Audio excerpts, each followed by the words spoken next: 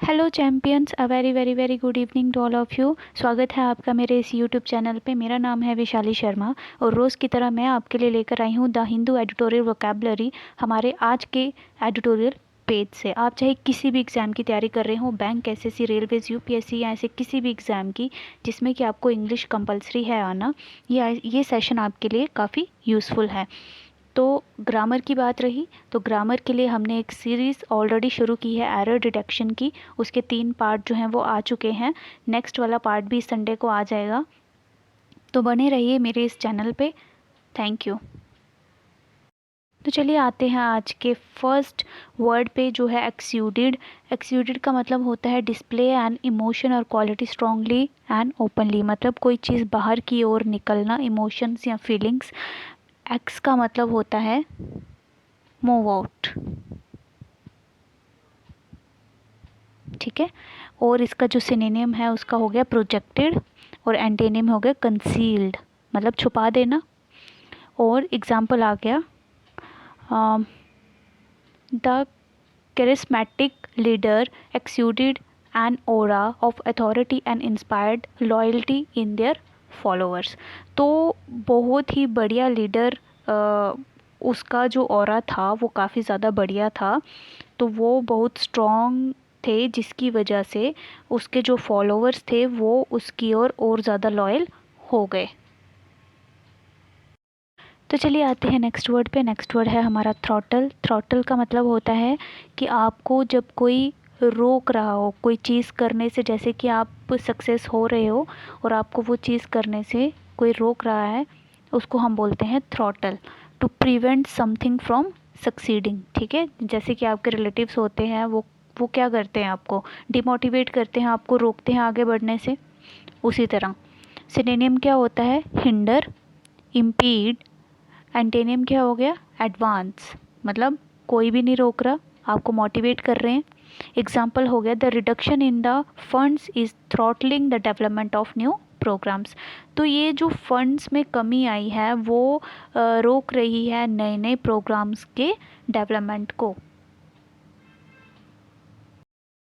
आते हैं आज के नेक्स्ट वर्ड पे। नेक्स्ट वर्ड है हमारा rested.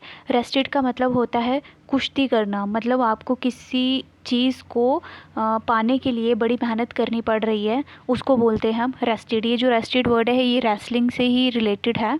Got something with effort और डिफ़िकल्टी, ठीक है। सिनोनिम है इसका सीडीड, ग्रैब्स, और एंटेनियम है इसका रिलीज़, ठीक है, मतलब कि छोड़ देना। एग्जाम्पल पे आते हैं the shareholders are planning to wrest control of the company from the current directors. तो ये जो शेयर होल्डर्स प्लान कर रहे हैं कि वो कंपनी कंट्रोल ले लेंगे करंट डायरेक्टर्स से।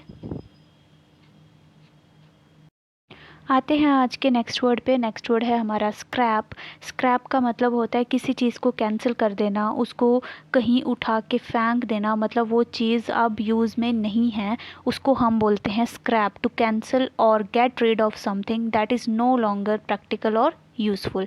सिनोनिम है इसका डिस्कार्ड, अबंडन। एंटोनियम है इसका अडॉप्ट, मतलब वापस से ले लेना। एग्जाम्पल है they had been force to scrap plans for a new school building. तो उनको ज़बरदस्ती की गई कि वो प्लान्स को ख़त्म कर दें एक नई स्कूल बिल्डिंग के लिए। आते हैं आज के नेक्स्ट वर्ड पे। नेक्स्ट वर्ड है हमारा स्वे। स्वे का मतलब होता है to persuade someone to believe something और टू डू समथिंग। किसी को मनाना, किसी को इन्फ्लुएंस करना, किसी को इंड्यूस करना, मतलब कि किसी को मनाने को बोलते हैं हम स्वे। इसका सिनोनिम है इन्फ्लुएंस, इंड्यूस।